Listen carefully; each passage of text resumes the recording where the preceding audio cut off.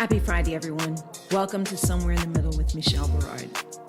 I'm your host, Michelle Berard, founder and CEO of Michelle A. Berard, LLC, and I am incredibly happy to share this hour with you where we examine all those places where spirit meets life and the joys and challenges that may bring. I want to just say a couple of things here that I don't usually say. You guys know I like to have a pretty standard opening because, I think that sets the foundation for the show. But this is our last season, which I mentioned at the top of the season. I kind of want to remind you guys as we're coming toward the end of this year. And it has been really fascinating over the last, we're almost done with 8 seasons. All the different people that we've come across, all the different people who have taken the time to share their stories with us. And one of the things that I have seen is that everyone has had a very personal journey that leads them to something outstanding and probably more than they could have anticipated. And I kind of hope that's what you guys have been taking away from all of these wonderful interviews with all these people who've been willing to share their lives and their careers with us so that we can learn more. One of the goals of this show has always been so that we could see that we are more alike than we are different, that we all have challenges and struggles, and that we all have the capacity to overcome them. And so I really just kind of wanted to throw that in here. We are almost through the year 2024, and I am just so delighted at all of the people I've had a chance to meet over this journey. And I hope that you all have been enjoying these interviews and really kind of taking away bits of inspiration, bits of knowledge, just something that can help you grow as you continue on your journey. So that said, I want to thank my guest on the July 19th show, entrepreneur and marketing expert, Daryl Evans. You can connect with Daryl through his Mind Shift podcast and at his website, darylevans.net. If you missed that show, make sure you listen to the replay. You can find our complete show archives, including the July 19th show, at the somewhereinthemiddlepodcast.com. This month's guest shares how her personal journey led her to advocacy. Randi-Lee Bowslaugh is a mental health advocate, author, motivational speaker, and YouTuber. She started writing at 14 years old as a coping mechanism for her depression. Now, 20 years later, she is a mom, a grandmom, and a thriving creative individual. So I would like to welcome Randi-Lee Bowslaugh to Somewhere in the Middle with Michelle Berard. Randi, thank you so much for being on the show with me. Thank you so much for having me. Well, I'm really excited to have you because I think the work that you do is really important and the message that you share is wicked important too. However, I like to start with 2 questions. Yeah. And I really think it's because they get to the heart, I think, of what you do and why you do it. So if you're all set. I'm ready. Awesome. Randi-Lee Bowslaugh, who are you and how did you become who you are today? Oh, that's a big question. So I'm just a person, really. I'm just a person who is very creative. I love my animals, the kids, grandkid. I love outside nature. And I like to try new things. So that's kind of who I am in a nutshell. How I got to where I am today, that's a much more long, drawn-out story, but the short answer is perseverance. Perseverance. So why perseverance? That's a powerful word. Because I've had a lot of downs, which, ups and downs, but downs, a lot of them. So dealing with depression since I was 14, figuring out how to raise my kid with autism. My husband almost died when we were engaged, and then we found out he was diabetic. I had cancer 4 years ago. I think it's 4 years now, 4 years ago. My brother died last year of a drug overdose. I'm sure there's lots of other things, but just a lot of things happened. Mhm. So you mentioned that you started dealing with depression when you were very young. 14 is pretty young.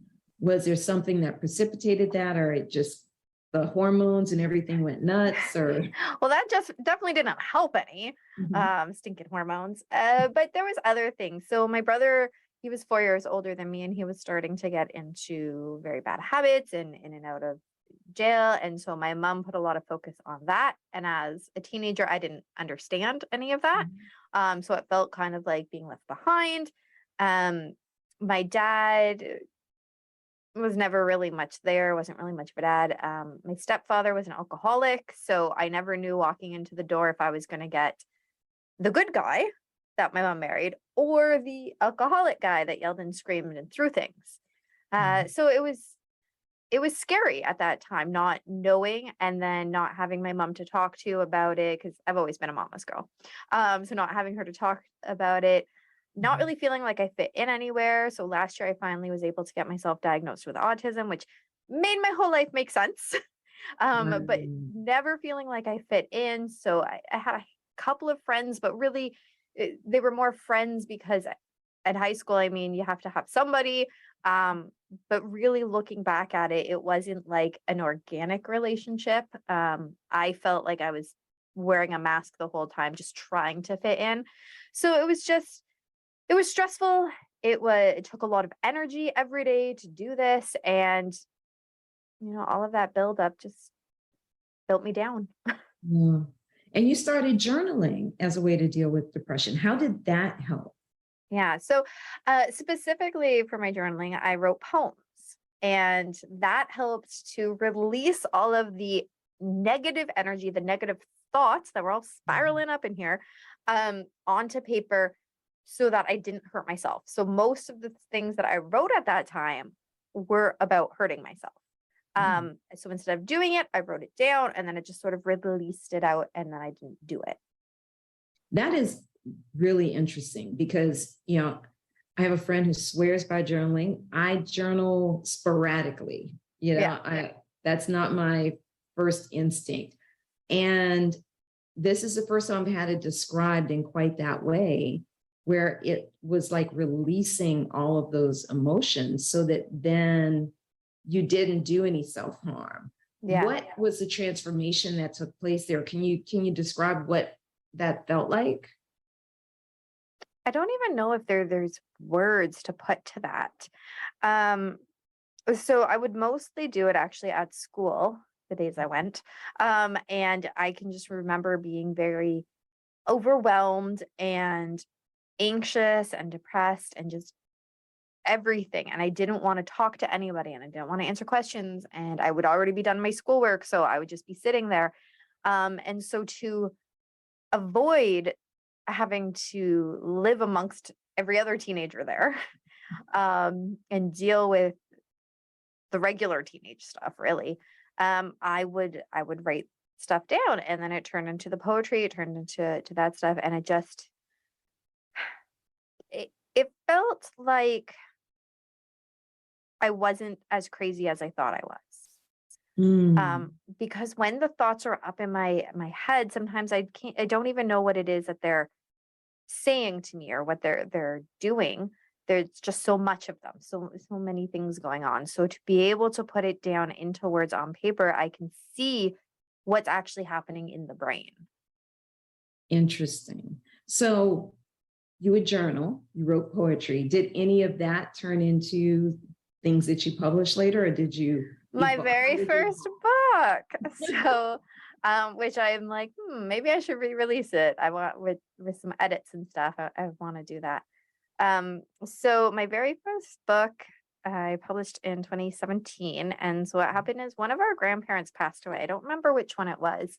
But we were going through the basement, cleaning out our basement, and I had found all of the poems I had written as a teenager. And I'm holding them in my hand and I'm reading them and I'm going, these are actually pretty good.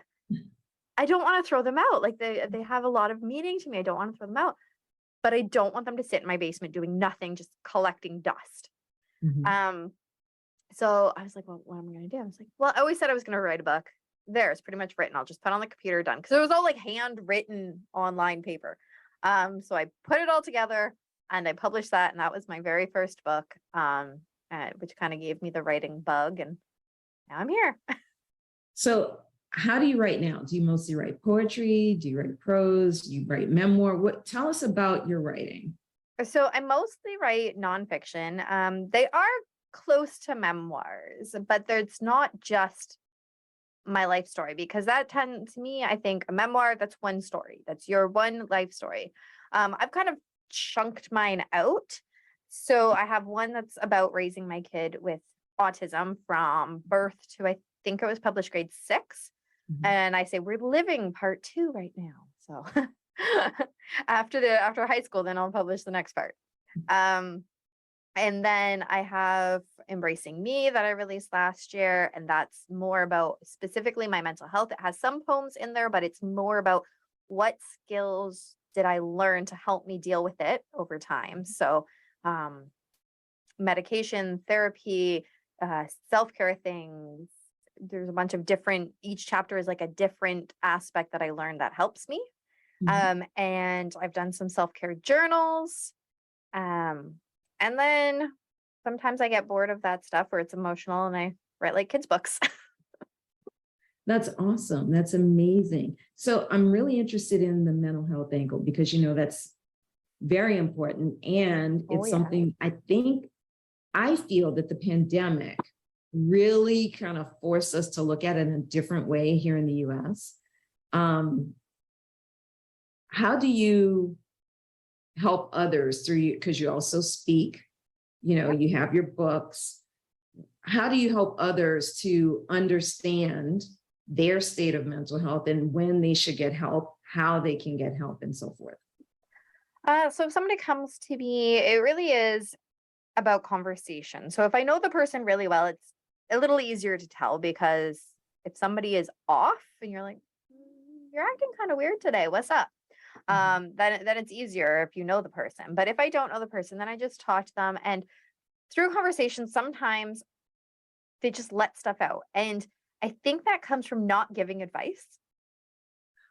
So many people, they want to give advice, they want to fix somebody else's problems, and you can't, right? And so my approach to it is that I share my story if they want to listen to it, Mhm. if it would add some value to them. But I share my story in hopes that they're not going to feel alone.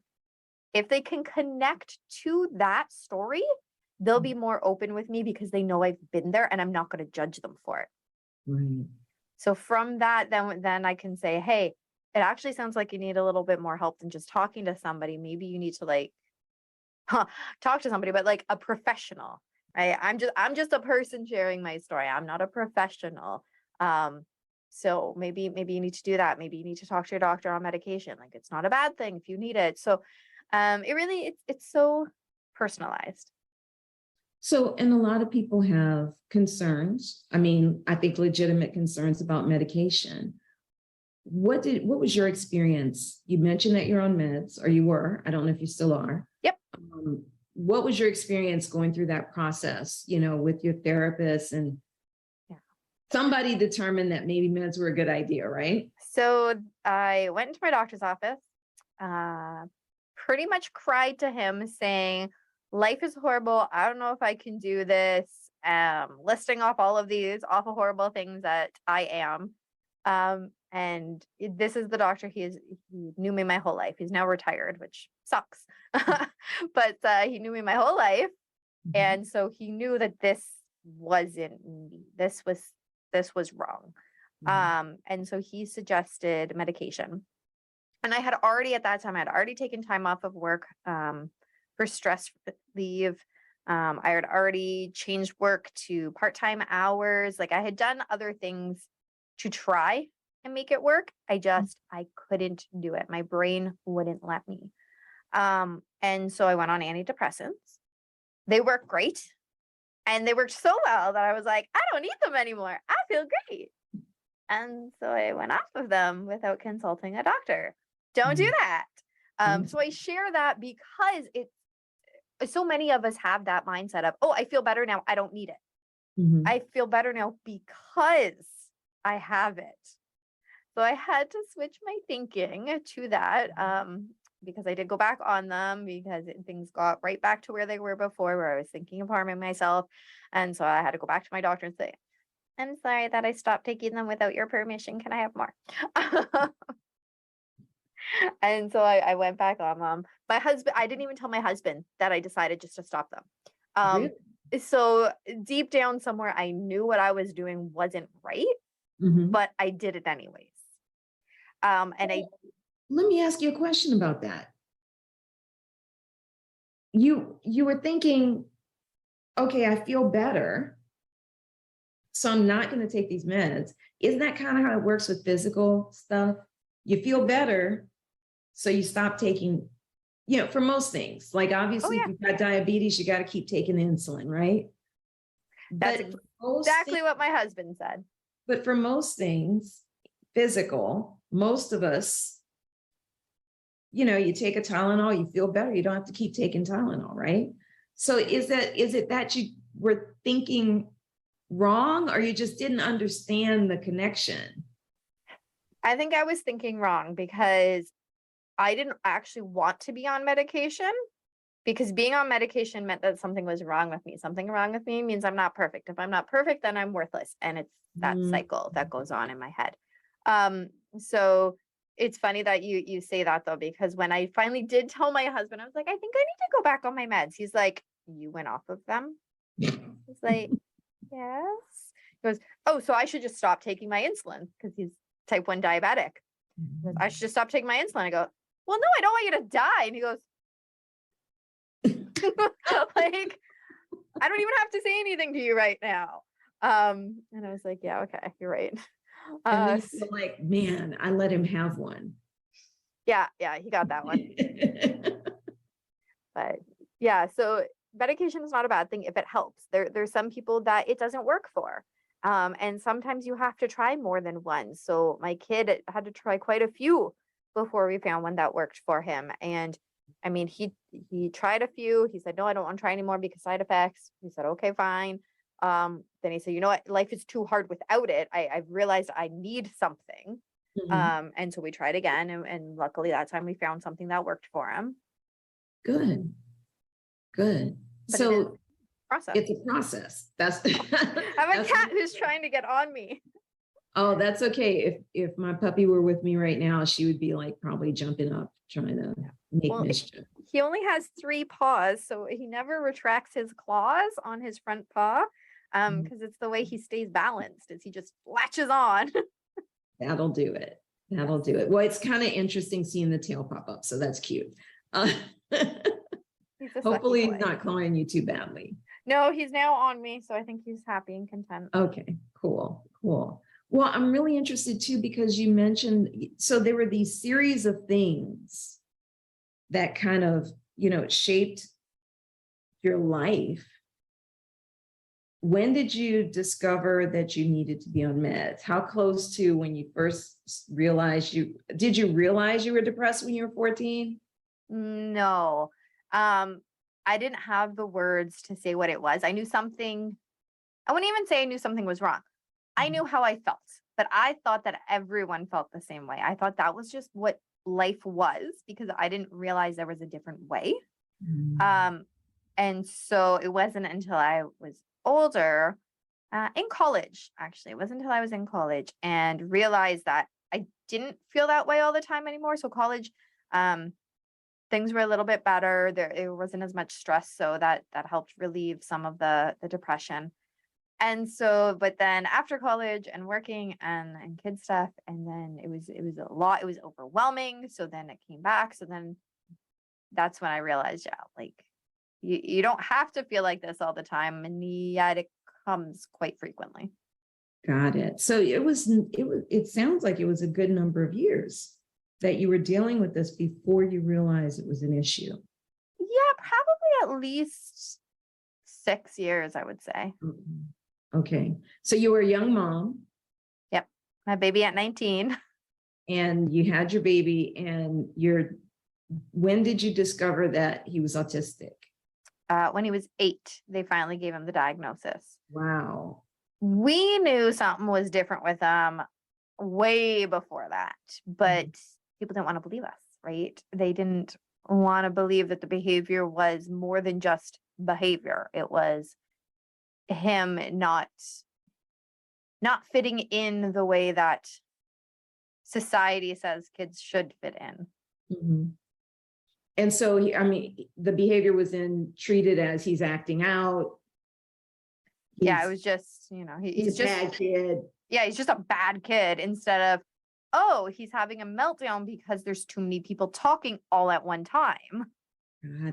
Got it. And then you mentioned that you have recently been diagnosed. Yes, last year. I read an article about women often not being diagnosed as autistic when they should be. And it was another woman who was, I think in her 30s, who just discovered that she was autistic or on the spectrum, I guess. Yeah. And she said that explained, like, all these little things clicked in her brain all of a sudden. And she finally felt like her life made sense. Yes. Did something like that happen for you? Yeah, that's exactly what happened. So, I always felt different. Like I said, in high school, I felt like I was wearing a mask every day because I would see how other people acted, other teenage girls acted. And I said, okay, well, I guess that's the way I'm supposed to act. So that's what I did. So we try to fit in. I think that's the big difference between the females and males is for diagnosing. When autism first was discovered way back when, all they did was research on boys. So all they had to compare diagnoses to was boys. And so if the girls didn't show the same way that a boy did, well, she doesn't have it. Right. And girls are meant to be quiet. They're meant to keep to themselves. And so a lot of times as autistic people, we want to keep to ourselves. Some people are very outgoing. Like my kid is a freaking chatterbox. And I mean, I'm a chatterbox too, but do not stick me in a giant crowd, which is funny because I love speaking in front of the giant crowd. Just don't put me in the middle of it with everybody else around me having 5 different conversations. And so because we want to just try to fit in and we mimic and we mask, it's often overlooked. Yes. And yet when I find, so the one day I was bugging my kid the way that I do, and he looks at me and he goes, Mom, if I'm autistic, so are you. And he just goes back to watching his YouTube show. Like nothing happened. And I stopped dead in my tracks and I went, huh. Because every time people said to me when he was younger and said, well, that's not right. I go, he's acting just like I did at that age. And that happened all the time. And so I was thinking back to all the times that I said, well, he's just like his mom. And I went, huh, maybe he is just like his mom. And that means that his mom also has autism. Okay, well, yeah, that makes sense. So then I went on a journey and discovered it. And I went, oh, everything makes sense now. I think that's really fascinating because, that's one of the big issues, I think, in the medical industry. And I do consider it to be an industry. Even with other things like blood pressure and heart rates and all these different things, those studies were largely done back in the day on medical students who were overwhelmingly privileged white males. Who would be slimmer, eating healthier food, going out playing. I don't know if they were playing ultimate frisbee back then, but back when I was something, that's what they would have been playing. You know what I mean? Every day, every couple of days. So for an average of your population, that just doesn't work out. So are you finding that and I don't know if autism, I don't know if it falls under the mental health spectrum, industry. It's classified as developmental. So that's under the mental health side or the physical side? I think there's still debate, but I would say physical side. It's a difference in brain function, really. which I mean, mental health is a lot in the brain function, but either way, it's classified as a developmental disorder. Okay, so you typically would see your physical doctor. Yes. For that. Okay. And A lot of time, yeah. So, okay, so you usually see your physical doctor, but then there are doctors that specialize sometimes in autism. So I actually went through a naturopath who specialized in ADHD and autism. My kid got diagnosed through a child psychiatrist. So there are different ways. There are family doctors that will diagnose. At the hospital, there's some doctors that do it. So it is pretty varied when I stop to think about it.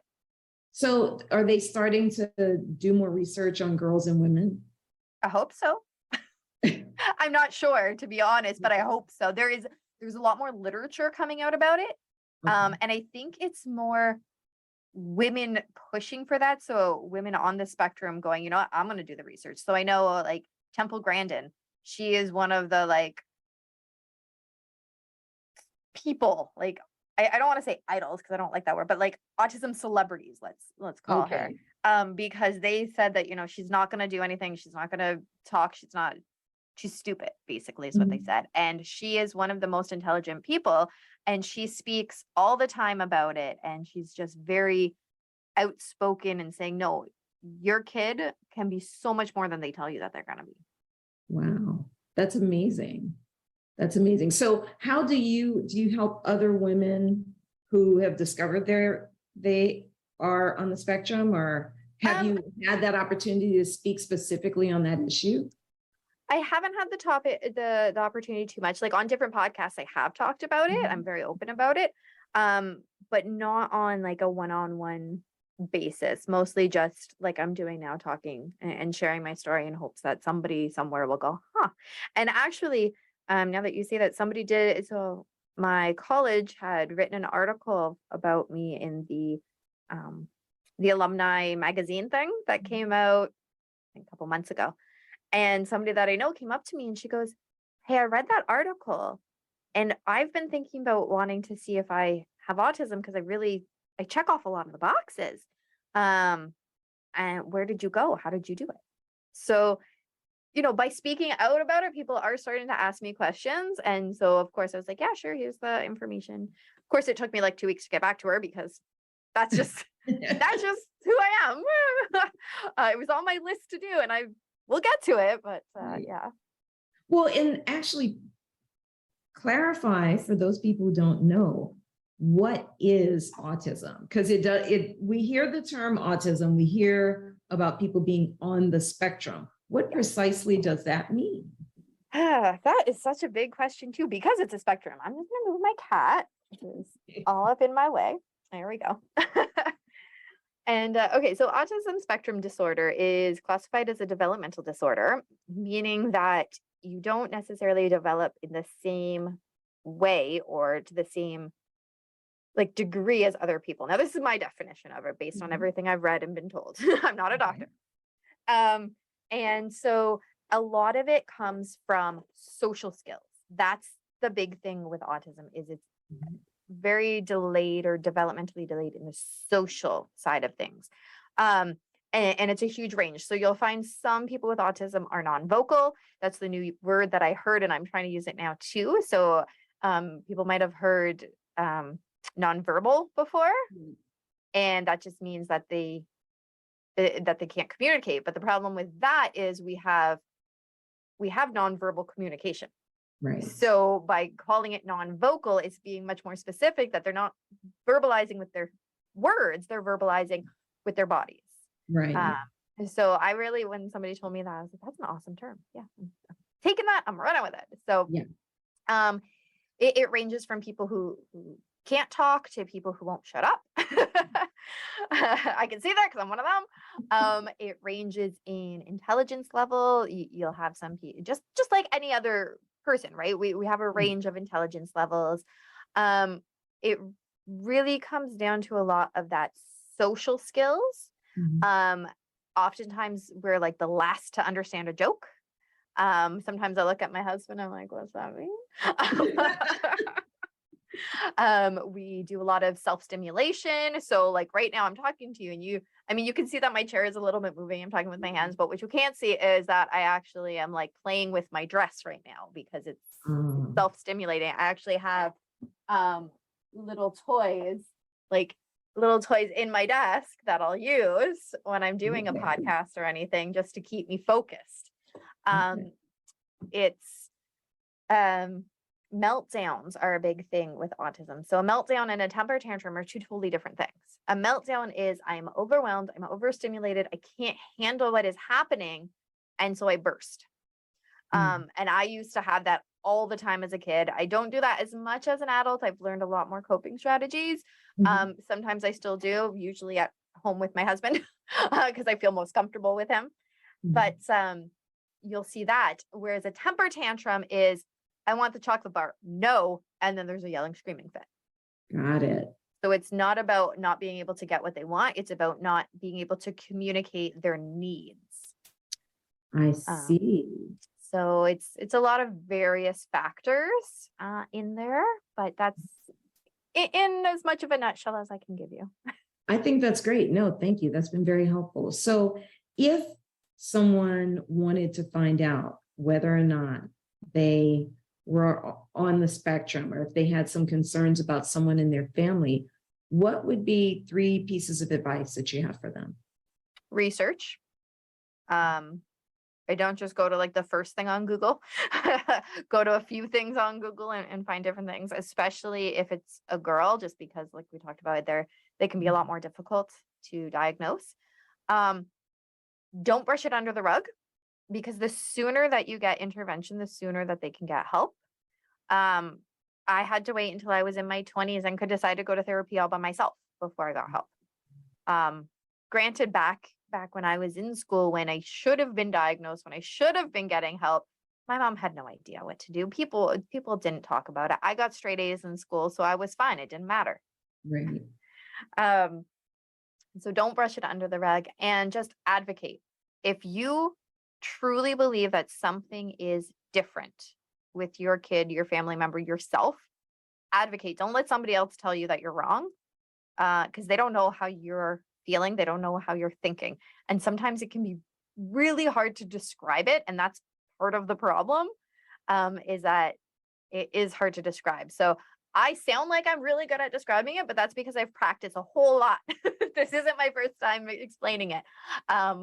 But the first time that I had to explain it, it was really, really hard. And I'll just give an example so people can kind of understand.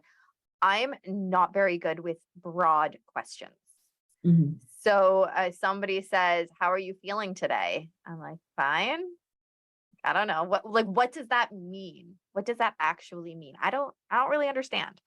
And so for the longest time, I would always just say, okay, fine, whatever. Or like, and just agree to stuff, because I have no clue what's happening right now. But I didn't want to admit that I had no clue. Now though, I'm like, can you be more specific? Can you give me an example of what you mean? But that took me a long time to learn to do that. It didn't come overnight. Wow. Okay. Well, Randi, how can people connect with you, and where can they get your books? So all my books are on Amazon. So you just go to Amazon in the search bar, type in Randi-Lee Bowslaugh, and you'll see all of them pop up. As well, I have a website, rbwriting.ca. You can follow my YouTube channel, The Write or Die Show. It's also a podcast. And I'm on Facebook, RB Writing, Instagram at Randi B Writing, and TikTok at The Write or Die Show. Are you loving TikTok? I love TikTok. My animals have their own TikTok, and they have like 1,700 followers. They're very popular. Yeah, I'm trying to make Abby a TikTok star. She's not very cooperative though. It's all about the music and like the words you put behind them. Okay. Yeah. Well, and I'll see if I can get her to at least, like face the camera, not lick the camera. Oh, licking the camera is cute though. Yeah, but it's not cute to me. Yeah, but other people will think it's cute. Then she becomes a TikTok star, right? That's true. Yeah. Randi-Lee Bowslaugh, thank you so much for being on Somewhere in the Middle with Michelle Berard. Thank you so much for having me. Well, that's our show this month, guys. You can reach me online at urbanbookeditor.com or michelleberard.com. You can also find me on Facebook and Instagram as Urban Book Editor. Send me a note. I'd love to hear from you. Feel free to send in some topics you'd like us to cover on the show. Make sure to tune into the show on September 20th when my guest will be entrepreneur, marketing specialist, and talk show host, John C. Morley. You can find us once a month on Fridays at 5 p.m. Pacific, 6 p.m. Mountain, 7 p.m. Central, and 8 p.m. Eastern at the somewhereinthemiddlepodcast.com. Let's continue the conversation. You guys be good, stay mindful, and remain prayerful. Peace and blessings, y'all.